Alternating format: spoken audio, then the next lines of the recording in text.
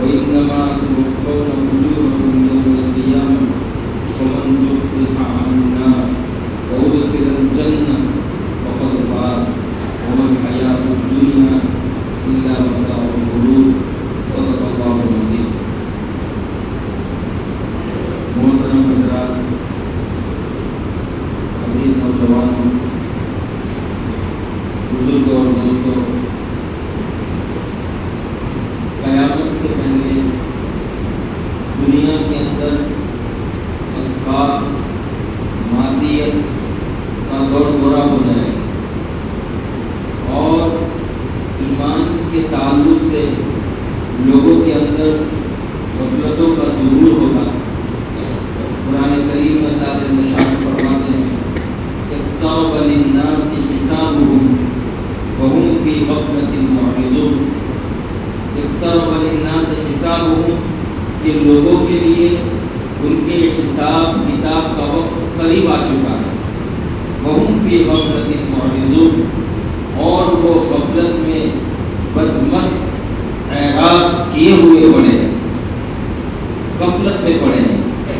معلوم ہوا کہ جو قیامت کا وقت قریب آتا جائے گا، کائنات کے اندر فتنوں کا بے تحاشا اور بے پناہ ظہور ہوگا اور اس کا غیر منقطع نہ ختم ہونے والا مسلسل سلسلہ شروع ہوگا کہ اقترب للناس حسابهم، حساب کا وقت قریب آ چکا ہے. وهم فی غفلۃ معرضون، غفلت اور اعراض میں بدمست پڑے ہوئے ہوں گے لوگ. آج دیکھ لیں کہ آج سے 10 سال پہلے 15 سال پہلے لوگ کہتے تھے کہ جب کہیں محلے کے اندر ٹیپ ریکارڈر بجتا تھا اور زور سے جو ہے آواز گانوں کی آتی تھی، یا کسی محلے کے اندر فلم اور ٹی وی سیریل چلتی تھی، کہتے دیکھو کیسی بے حیائی عام ہو گئی ہے، کیسا فتنہ عام ہو گیا ہے. آج یہ فتنہ ہر جیب کے اندر آ چکا ہے. بلکہ اللہ معاف کرے، مسجدوں کے اندر آج موسیقی بج رہی ہے. بلکہ ہم جب حج کرنے گئے تھے اس وقت کی بات 2009 کی بات کر رہے ہیں، ہم 2023 میں بیٹھے ہیں. روضہ رسول کے پاس انڈین گانے بجتے تھے. یعنی یہ جو فلموں کے آپ ہمارے یہاں یہ سیٹ کرتے ہیں نا، رنگ ٹون سیٹ کرتے ہیں، جو رنگ ٹون روضہ رسول کے پاس بجتے تھے، حرم پاک میں بجتے تھے. اور کسی کے ایک صاحب تھے، ان کو ہم نے کہا کہ بھائی یہ موسیقی ہے اور یہ میوزک ہے اور یہ حرام ہے. تو فوراً آپے سے باہر ہو گئے، بچے سے اکھڑ گئے، ہمیں نہیں معلوم کہ حلال حرام کس کو کہتے ہیں، جاؤ اپنا کام کرو. یہ 2009 کی بات کر رہا ہوں. اب تو کیا حال ہے، جس کو دیکھو اذان ہو رہی ہے لے کے کھڑے ہیں، تماشا بنا دیا دین کو. تو قرآن کریم میں یہ بھی یا ایھا الذین آمنوا لا تتخذوا اليهود والنصارى اولیاء، کہ تم یہود اور نصارہ کو اپنا دوست مت بنانا. اور دوسرے جگہ پر فرمایا کہ تم ان لوگوں کی طرح مت ہو جانا جنہوں نے اپنے دین کو کھیل اور تماشا بنایا. لا تتخذوا دینکم ہزوا ولعبا، اپنے دین کو کھیل اور تماشا مت بنانا. آج ہم نے اپنے دین کو کھیل اور تماشا بنا دیا. خیر مسجدوں کے اندر موسیقی اور میوزک آپ نے دیکھا ہوگا، امام صاحب ادھر قرات کر رہے ہیں اور ادھر رنگ بج رہی ہے. کئی مرتبہ فلمی گانوں کی رنگیں ہوتی ہے، اللہ معاف کرے. تو یہ فتنوں کا کیسا دور آ رہا ہے. اقترب للناس حسابهم وهم في غفلة معرضون. اور حد یہ ہے کہ ہر آدمی اپنے ایمان پر مطمئن ہو چکا ہے، بے خوف بے فکر ہو چکا ہے کہ الحمدللہ ہم سب سچے پکے مومن ہیں اور جنت اللہ نے ہمارے ریزرو کر رکھی ہے اور بک ہو چکی ہے. ہر آدمی اتنا مطمئن ہے. قرآن کریم میں اللہ نے فرمایا افامن الذین مکروا السیئات ان یخسف اللہ بهم الارض او یأتیهم العذاب من حیث لا یشعرون او یأخذهم علی تخوف، کہ یہ لوگ اس بات سے مطمئن ہو گئے کہ اللہ تبارک و تعالیٰ کو زمین میں ڈھسا دے، یا اس بات پر مطمئن ہو گئے کہ اللہ تعالیٰ آسمان سے ان پر پتھروں کی بارش کرتا ہے، یا اس بات سے مطمئن ہو گئے کہ اچانک اللہ کے عذاب کا ظہور ہو جائے، اور یأخذهم علی تخلف، اللہ تبارک و تعالیٰ اچانک ان کی گرفت کر لے. اللہ تبارک و تعالیٰ یہ جو ہے آدمی بے فکر ہو چکا ہے، اللہ تبارک و تعالیٰ کے خوف سے بالکل مطمئن ہو چکا ہے اور ہر آدمی اپنے ایمان پر مطمئن ہو چکا ہے. تو ایمان کے تعلق سے بے فکر ہونا یہ نفاق کی ایک قسم ہے. آپ نے دیکھا ہوگا کہ آدمی کو جن چیز سے محبت ہوتی ہے بار بار اس کو ٹٹولتا ہے, تلاشتا ہے اور اپنا احتساب اور محاسبہ کرتا رہتا ہے کہ وہ چیز سے سلامت ہے کہ نہیں. مثلا ہمارے جیب کے اندر ڈائمنڈ ہو, ہیرا ہو, جس کی قیمت اربوں کروڑوں روپیہ ہو, اور ہم سورت یا بھرو کے کسی وہ بازار میں سے گزر رہے ہو تو ہم بار بار اپنے جیب پر ہاتھ ماریں گے کہ نہیں ماریں گے کہ بھائی وہ سلامت ہے کہ نہیں. حالانکہ ہمارا پورا دھیان, ہماری پوری توجہ, ہمارا پورا دماغی طاقت اسی پر لگی ہوئی, اس کے بعد بھی ہمیں بار بار اطمینان نہیں ہوگا کہ پتہ نہیں سلامت ہے کہ نہیں, بار بار ہاتھ ماریں گے. ایسا ہوتا ہے کہ یہ اس بات کی علامت ہے کہ اس ڈائمنڈ اور اس ہیرے کی قیمت کا اور اس کی قدر کا احساس سے دل چلتا ہے.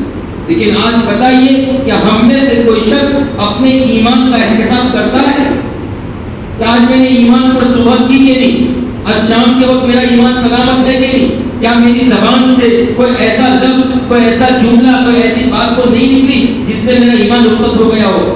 میں نے اپنے بچوں کے دل میں کیا ایمان بھول کر پلایا کہ نہیں, اپنے بچوں کے اسکول کی فکر کی, بچوں کے کھانے پینے کی فکر کی, کیا بچوں کے ایمان پر قائم رہنے کی اور ایمان پر باقی رہنے کی اور نسل نو میں ایمان منتقل ہونے کی کیا ہم نے فکر کی کہ نہیں.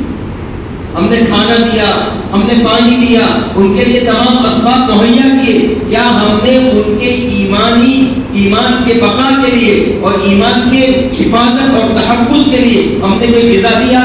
بس مدرسے بھیج دیا, اور مدرسے میں بھی کیا ہو رہا ہے, مول صاحب قرآن ختم ہو گیا, حصہ ختم.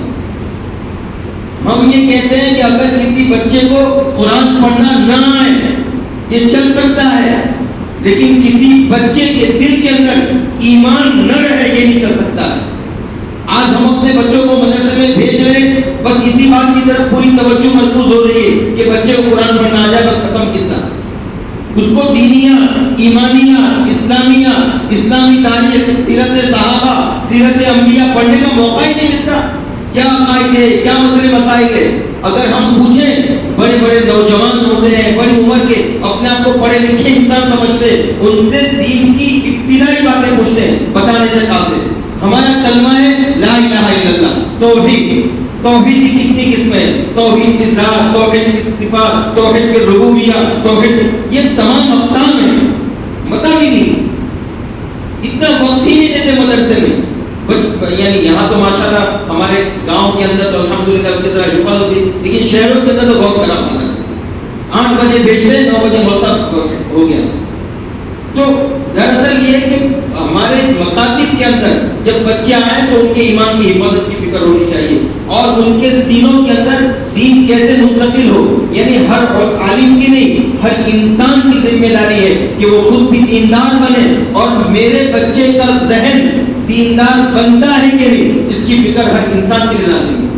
مولانا علی ندوی رحمۃ اللہ علیہ نے یہ قصہ کی جگہ پر کنتم شہداء اذ حضر یعقوب الموت, جب مولانا علی صاحب رحمۃ اللہ علیہ یہ عوامی تقریروں میں جاتے تھے تو حضرت یعقوب علیہ السلام کا قصہ سناتے تھے کہ ام کنتم شہداء, کہ لوگ تم اس وقت موجود تھے, اذ حضر یعقوب الموت, جب حضرت یعقوب علیہ السلام کی وفات اور موت کا وقت قریب آیا.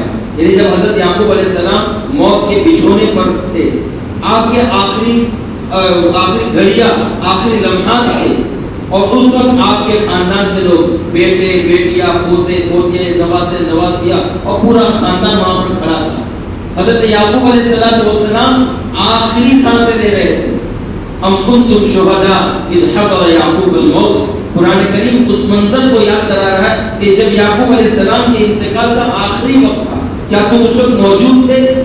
کہ وہ کیا کہہ رہے تھے, اذ حضر یعقوب الموت اذ قال لبنیہ ما تعبدون من بعدی. اس وقت وہ اپنے بچوں سے انتقال سے پہلے, دنیا سے رخصت ہونے سے پہلے, وفات سے پہلے آخری لمحوں میں ایک سوال پوچھ رہے.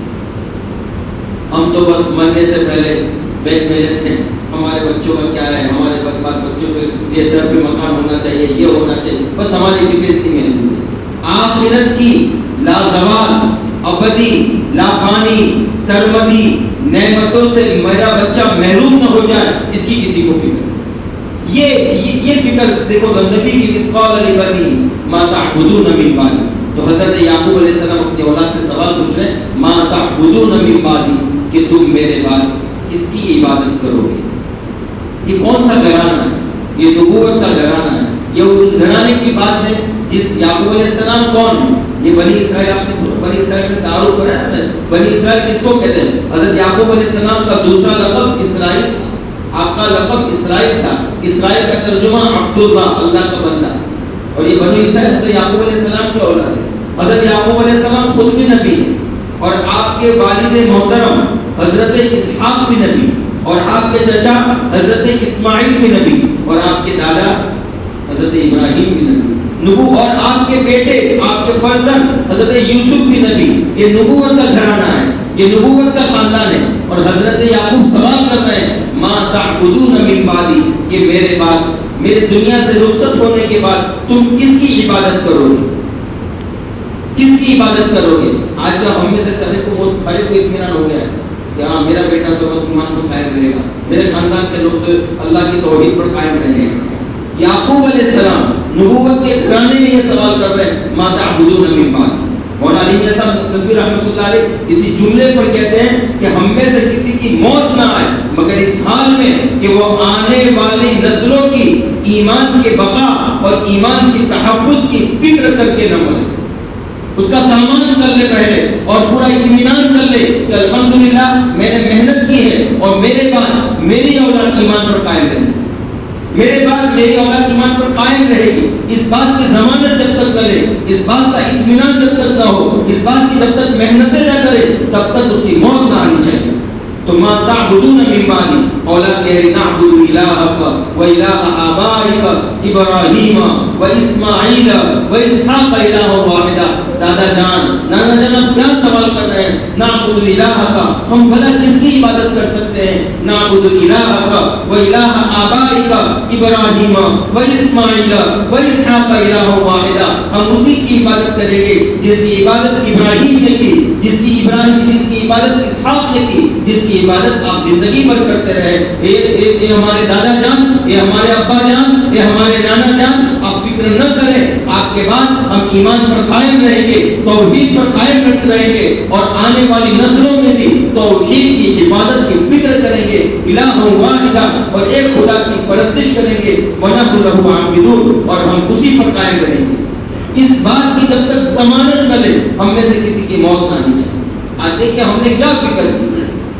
میں قرآن کریم کی جو آیت پڑھ رہا تھا کل نفس ذائقۃ الموت, تو بات یہ ہے کہ یہ جو میں نے کہا نا آدمی جب مارکیٹ میں جاتا ہے اور ڈائمنڈ اور ہیرا ہوتا ہے اس کی قدر و قیمت کا اندازہ ہے کہ اربوں خربوں روپے کی چیز میرے جیب میں ہے اور کہیں کوئی جیب کترا اس کو جو ہے جیب نہ کاٹ لیں, کہیں کوئی جو ہے چوری نہ کر لیں. اس کی فکر ہوتی ہے, اس کی حفاظت کے لیے بار بار جو ہے اس کی توجہ رہتی ہے. میں نے کہا نا اس کا پورا دماغ اسی طرف ہوتا ہے, اس کی فکری صلاحیت بھی اس طرف لگی ہے, اور اس کا دماغ, اس کی توجہ, اس کا دھیان سب کچھ جیب کی طرف ہے, لیکن اس کے بعد بھی بار بار ہاتھ مارتا ہے. یہ کیوں ایسا کرتا ہے؟ کیونکہ اس کو ہیرا اور ڈائمنڈ کی قدر و قیمت کا احساس ہے. لیکن بتائیے کہ ہمیں اپنے ایمان کی قدر و قیمت کا احساس ہے کیا ہم اپنے ایمان کا احتساب کرتے ہیں؟ اب قرآن کریم کی طرف آئے, کل نفس ذائقۃ الموت, ہر جاندار کو موت کا مزہ چکھنا ہے, ہر جاندار کو موت آنے والی ہے. یہ بات تو سبھی مانتے ہیں, لیکن کچھ لوگ ایسے بھی تھے اور ایسے بھی ہوتے جن کو لگتا ہے بس یہ دنیا ہی ہے اور دنیا کے بعد انسان مر جائیں گے, تھک جائیں گے, مٹی کے ذروں میں جو ہے ان کا وجود سرایت ہو جائے گا, اس کے بعد کوئی اٹھنا نہیں. أَيَعِدُكُمْ أَنَّكُمْ إِذَا مِتُّمْ وَكُنْتُمْ تُرَابًا وَعِظَامًا أَنَّكُمْ مُخْرَجُونَ هَيْهَاتَ لِمَا تُوعَدُونَ. کیا یہ نبی تم سے اس بات کا وعدہ کرتے ہیں کہ جب تم مر جاؤ گے, مٹی ہو جاؤ گے اور تمہارے بدن کے تمام اجزاء, تمہارے ہڈی, تمہارا گوشت پورا زمین کے ذروں میں مل جائے گا اور تم ڈھانچہ بن جاؤ گے, اور اس کے بعد کیا پھر انکم مخرجون, تم کو دوبارہ اٹھایا جائے گا, تم کو دوبارہ پیدا کیا جائے گا. ہیہات لما توعدون. یہ ہو ہی نہیں سکتا, یہ دیوانوں کی, پاگلوں کی, مجنونوں والی بات ہے. ہیہات لما توعدون. ایسے وعدوں پر ہم یقین نہیں کرتے ہیں. ان ہی الا حیاتنا الدنیا نموت و نحیا وما نحن بمبعوثین. نہیں ہے یہ زندگی مگر بس کھاؤ پیو عیش کرو اور ختم ہو جانا ہے, اس کے بعد کوئی حساب کتاب نہیں. اللہ نے فرمایا افحسبتم انما خلقناکم عبثا, کہ لوگوں کیا تم نے یہ گمان کر رکھا ہے کہ ہم نے تم کو بے فائدہ بے مصرف پیدا کیا. افحسبتم انما خلقناکم عبثا, کیا تم نے یہ گمان کر رکھا ہے اور تم نے یہ سوچ کے رکھا ہے کہ ہم نے تم کو بیکار پیدا کیا. وانکم الینا لا ترجعون, اور کیا تمہیں ہمارے پاس لوٹ کے نہیں آنا ہے. فتعالى اللہ الملک الحق, اللہ جل شانہ کی ذات عالی بہت ہی بلند و بالا ہے اور بہت اونچی شان والی ہے. اور اللہ نے اسی کا احساس فرمایا کہ دیکھو لا اقسم بیوم القیامہ, انسان کو اس بات کا یہ تھا کہ میں تو مر جاؤں گا اور میرے بدن کے تمام اجزاء مٹی میں مل جائیں گے اور میں مٹی بن جاؤں گا, پھر کیسے اٹھائے جائیں گے انسان کو. تو اللہ نے فرمایا لا اقسم بیوم القیامہ, میں قسم کھا کر کہتا ہوں قیامت کے دن کی. ولا اقسم بالنفس اللوامہ, اور میں نفس لوامہ کی قسم کھاتا ہوں. ایحسب الانسان ان لن نجمع عظامہ, کیا انسان یہ گمان کرتا ہے کہ وہ مر جائے گا, مٹی میں سرائش کر جائے گا اور زمین کے ذروں سے مل جائے گا تو ہم اس کی ہڈیوں کے ڈھانچے کو پھر سے درست نہیں کر سکتے ہیں, اس کو برابر سرابر ایک نیا انسان بنا کر تیار کر کے کھڑا نہیں کر سکتے ہیں. ایحسب الانسان ان لن نجمع عظامہ, انسان یہ سمجھتا ہے کہ ہم اس کو دوبارہ پیدا نہیں کریں گے. ایحسب الانسان ان لن نجمع عظامہ بلا قادرین علی ان نسوی بنانا, کیوں نہیں, ہم تو اس بات پر بھی قدرت رکھتے ہیں کہ انسان کو نئے سرے سے پیدا کریں گے اور اس کی انگلیوں کے پورے اور اس کے خطوط, اس کی لائن اور اس کے جو فنگر پرنٹس ہیں وہ بھی اس کی حالت پر لے کر آئیں گے. 1400 سال پہلے اللہ نے کہہ دیا. آپ تو جانتے ہوں گے نا کہ ایک انسان کی فنگر پرنٹ, ایک انسان کی انگلیوں کے خطوط اور لائن دوسرے انسان سے نہیں ملتی. صحیح بات ہے نا. اللہ نے فرمایا کہ نہ صرف ہم انسان کو پورے طور پر تیار کریں گے بلکہ اس کے انگلیوں کے خطوط کو, اس کی لکیروں اور لائنوں کو بھی اور اس کی فنگر پرنٹ کو بھی اس کی حالت پر لے کر آئیں. فتعالى اللہ الملک الحق فتبارک اللہ احسن الخالقین. کیا کہہ سکتے ہیں, اللہ کی ذات تو یہ. اللہ نے فرمایا کل نفس ذائقۃ الموت, کہ ہر جاندار کو موت کا مزہ چکھنا ہے اور مرنے کے بعد زندگی اور سارا حساب کتاب صاف نہیں ہوتا ہے, بلکہ یہ وَإِنَّمَا تُوَفَّوْنَ أُجُورَكُمْ يَوْمَ الْقِيَامَةِ, بلکہ تم کو اپنے پروردگار کے روبرو حاضری دینی ہے, پروردگار کے دربار میں حاضری دینا ہے, ان کے سامنے پیشی ہے. وَإِنَّمَا تُوَفَّوْنَ أُجُورَكُمْ يَوْمَ الْقِيَامَةِ, اور پھر تم کو تمہارے اعمال کا قیامت کے دن برابر سرابر بدلہ دیا جائے گا. اس کے بعد اللہ نے جو فرمایا, اب ہم اپنے گریبان میں سر ڈال کر سوچیں, وہ فلاں ڈاکٹر ہو گیا, فلاں انجینئر ہو گیا, فلاں یہ ہو گیا, فلاں کے پاس اتنا پیسہ ہو گیا, فلاں یہ وہ, اس کے پاس بینک بیلنس ہے, بنگلہ ہے, وہ کامیاب ہو گیا, اور یہ بیچارہ مولوی, اور یہ بیچارہ فلاں, اور یہ بیچارہ. یہ جو جج کرتے ہیں نا, یہ جو انسانوں کو مال پیسہ روپیہ اور ظاہری چمک دمک اور مادیت سب جج کرنے کے عادی بن چکے ہیں, ان کے لیے یہ بات ہے. فمن زحزح عن النار, تو وہ شخص جس کو جہنم کی آگ سے بچا لیا گیا, وہ شخص جن کو جہنم کی آگ اس کے شعلوں اس کو لپٹوں سے بچا لیا گیا, وادخل الجنہ, اور جنت کے کا داخلہ اسے نصیب ہو گیا, فقد فاز, تو وہ کامیاب, وہ کامیاب ہے. تم سمجھتے ہو یہ کامیاب, وہ کامیاب, جب کل قیامت کے دن اللہ کے روبرو کھڑے ہوں گے تب پتہ چلے گا کہ کون کامیاب ہے. فمن زحزح عن النار وادخل الجنہ فقد فاز. اور جہاں تک تم دنیا کی کامیابیوں کا تصور کرتے ہیں, مادیت سے, اسباب سے اور روپیہ پیسہ اور بنگلوں سے تم کامیابی کا تصور کرتے ہو, تو قرآن کہہ رہا ہے وما الحیات الدنیا الا متاع الغرور, وما الحیات الدنیا الا متاع الغرور, نہیں ہے یہ دنیا کی زندگی مگر دھوکے کا سامان. دھوکے کا سامان کیا ہے یہ دنیا؟ دنیا دھوکے کا سامان ہے, لیکن اس کی کامیابی کو ہم کامیابی سمجھ رہے ہیں اور آخرت کی ناکامی کو اور کامیابی کا کوئی تصور ہی نہیں بچا. تو اللہ نے اس بات کو نفس ذائقۃ الموت, تو ایک تو انسان کے کامیابی کے پیچھے پڑا ہے, تو کامیابی وہ نہیں ہے کہ آج لوگ کہتے ہیں نا کہ سائنس ٹیکنالوجی فلانا دین کا, اس کے اندر مسلمانوں کو ترقی کرنی چاہیے. میں آپ کو تعجب کی بات بتاؤں, یہ جتنے سائنٹسٹ گزرے ہیں, ہمارے یہاں لوگ کہتے ہیں کہ مسلمانوں میں فلاں سائنٹسٹ گزرے ہیں, جن کے نام لے آتے ہیں اس میں سے اکثر ملحد اور دہریے تھے. سمجھ میں آئی بات؟ یہ ہم سب کے لیے عبرت کی بات ہے کہ وہ اللہ کی مخلوق میں خوب غور کیا اور اللہ نے ان کو ہماری خدمت کے لیے، یعنی دیکھو اللہ نے وَسَخَّرَ الشَّمْسَ وَالْقَمَرَ دَائِبَيْنِ، یہ سورج ہے، چاند ہے، ستارے ہیں، سیارے ہیں، کہکشاں ہیں، سمندر ہیں، پانی ہے، ہوائیں، یہ جتنی چیزیں ہیں سب انسان کے لیے اللہ نے مسخر کر دی، سب انسان کی خدمت کے لیے۔ اب ان لوگوں نے ان چیزوں پر محنت کی تو اللہ نے ان کو ہمارا خادم بنایا کہ تم پنکھے کے اندر، اے سی کے اندر، گھر کے فضاؤں کے اندر اطمینان سے رہو لیکن اللہ کی عبادت کرو۔ تو تمہاری خدمت کے لیے جس طرح سورج اور چاند ہے تو یہ سائنٹسٹ جتنے گزرے وہ بھی تمہاری خدمت کے لیے، لیکن تم نے ان کو اپنا باس بنا لیا، تم نے ان کو اپنا خدا بنا لیا، سائنس کو خدا بنایا، سائنٹسٹوں کو خدا بنایا۔ تو یہ عجیب بات ہے کہ جو جتنے بڑے بڑے سائنٹسٹ گزرے وہ اپنے وقت کے دہریے تھے، ملحد تھے، وہ زمین کی اشیاء کے اندر خوب غور و فکر کیا لیکن خالق کی رضائی سے محروم رہے، خالق کی رضائی سے محروم۔ تو کامیاب وہ نہیں ہے جو اس نے مخلوق پر ریسرچ کی، کامیاب وہ ہے جو مخلوق میں ریسرچ کرتے ہوئے خالق تک پہنچ گئے، خالق تک پہنچ گیا، وہ کامیاب ہے۔ وَسَخَّرَ لَكُمُ الشَّمْسَ وَالْقَمَرَ دَائِبَيْنِ، یہ عجیب بات ہے لیکن ہمارے کہ ہمارے یہاں سائنس نہیں ہے، فلانا نہیں ہے، جن کا نہیں ہے، جس سے مسلمان کمزور۔ آج بھی اس امت کی کامیابی، آج بھی اس امت کی کامیابی اور ترقی کی ضمانت اللہ کی قسم دین اسلام پر چلنے میں۔ افغانستان کی تاریخ نے یہ ثابت کر دیا کہ وہی درویش، وہی فاطمہ، وہی صحابہ کی طریقے پر چلنے والی ایک مٹھی پر جماعت نے دنیا کی سپر پاور طاقت روس کی بھی ٹکڑے کر کے رکھ دیے اور دنیا کی سپر پاور طاقت امریکہ کو بھی گھٹنوں پہ لا کر بٹھا دیا۔ ان کے پاس کون سے اسباب تھے، کون سے وسائل تھے، کون سی سائنس تھی؟ ملا اور مولویوں کو تان و تشتی کرنے والے کان کھول کر سن لے کہ سائنس، ٹیکنالوجی، اس میں کامیابی نہیں ہے، کامیابی اللہ اور اس کے رسول کے طریقے پر ہے۔ آج دیکھیں نا، آج ہمارا مسلمانوں کا کام یہ نہیں تھا کہ سب چیزوں پر آپ بہت ترقی کر لو، مسلمانوں کا کام یہ تھا کہ علم وحی کو وہ حاصل کرتے اور پھر پوری کائنات کی وہ خلافت کرتے۔